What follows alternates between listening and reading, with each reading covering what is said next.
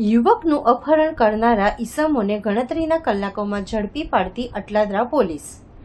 ભોગ બનનાર યુવકની ફરિયાદના આધારે પોલીસે ત્વરિત કાર્યવાહી હાથ ધરી તમામ આરોપીઓની ધરપકડ કરી પોલીસે શરૂ કરી કાયદેસરની આગવી સરભરા। ગુનામાં વપરાયેલ વાહન અને અન્ય મુદ્દામાલ કબજે કરવા તજવીજ શરૂ। પોલીસની આ ઝડપી અને કડક કાર્યવાહીથી ગુનેગારોમાં ફોલાયો ફફડાટ।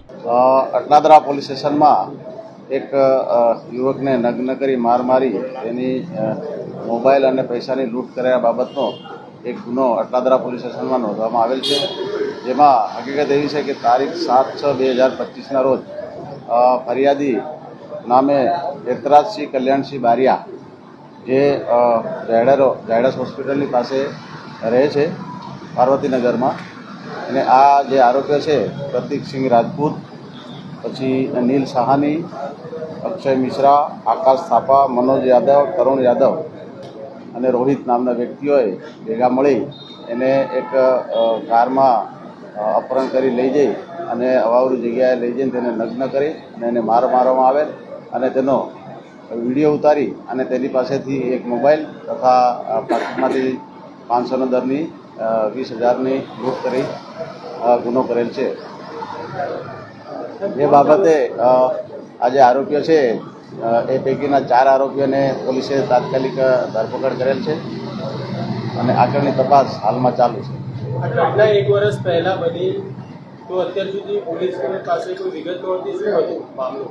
આમાં વિગત એવી છે કે જે ફરિયાદી છે એને આ જે આરોપીઓ છે એને ધમકી આપી કે તું પોલીસને જાણ કરીશ કે તારા ઘરે જાણ કરીશ તો તને જાનથી મારી નાખીશું। એ બીકમાં એ જે તે વખતે ફરિયાદીએ કોઈ ફરિયાદ આપેલી નહીં કે એના ઘરે પણ જાણ કરેલી નહીં, પણ એના મિત્રને ખબર પડતા એના મિત્ર એના ઘરે જાણ કરતા એ ત્યારબાદ પછી અહીંયા પોલીસ સ્ટેશન ફરિયાદ આપે। આરોપીઓનો ગુનાહિત ઇતિહાસ છે ખરો કોઈ? હા, આરોપીઓનો ગુનાહિત ઇતિહાસ છે। આરોપીઓ છે જે આ પ્રતીક રાજપૂત છે એના વિરુદ્ધમાં અટલાદરા પોલીસ સ્ટેશનનો ગુનો નોંધાયેલ છે। અગાઉ એવું જાણવા મળેલ છે કે એના વિરુદ્ધમાં ગોત્રી પોલીસ સ્ટેશનમાં એક મર્ડરનો ગુનો નોંધાયેલ છે। ત્યારબાદ આ આરોપી તરુણ છે, તરુણ યાદવ, એની વિરુદ્ધ પણ 3 ગુના નોંધાયેલ છે। માંજલપુરમાં 2 ગુના છે, એક અટલાદરા પોલીસ સ્ટેશનમાં છે। પછી ત્રીજો આરોપી છે આકાશ થાપા, એની વિરુદ્ધમાં કુલ 6 ગુના અટલાદરા અને જેપી રોડ અને માંજલપુર પોલીસ સ્ટેશનમાં નોંધાયેલ છે। ત્યારબાદ મનોજ યાદવ, તેની વિરુદ્ધમાં પણ જેપી રોડ પોલીસ સ્ટેશનમાં અને માંજલપુર પોલીસ સ્ટેશનમાં એમ કરીને કુલ 2 ગુના નોંધવામાં આવે છે। આટલા બધા ગુના નોંધાય, શું આ આરોપીઓને પોલીસનો કોઈ ડર નથી? એક પછી એક ગુના નોંધાય છે, તેમ છતાં તેમની પ્રવૃત્તિઓ ચાલુ છે। આરોપીઓ વિરુદ્ધ અહીંયા ધરપકડ કરવામાં આવે છે, તાત્કાલિક એની વિરુદ્ધ કડકમાં કડક કાર્યવાહી કરવાની તજવીજ ચાલુ છે। આરોપીઓ છે એ ગેંગ બનાવી ફરી ગયા છે, આખી ગેંગમાં ફરી ગયા છે? એ દિશામાં તપાસ હાલમાં અમારી ચાલુ છે અને જે પણ તપાસ દરમિયાન મળી આવશે તે પ્રમાણે એની વિરુદ્ધ કાયદેસરની કાર્યવાહી કરવામાં આવશે। કઈ કલમો લગાવી અને ગુનો દાખલ કરવામાં આવે? અત્યારે લૂંટની કલમ અને અપહરણની કલમ અને રાયોટિંગની કલમ લગાડવામાં આવે છે। આ લોકોની કેવી રીતની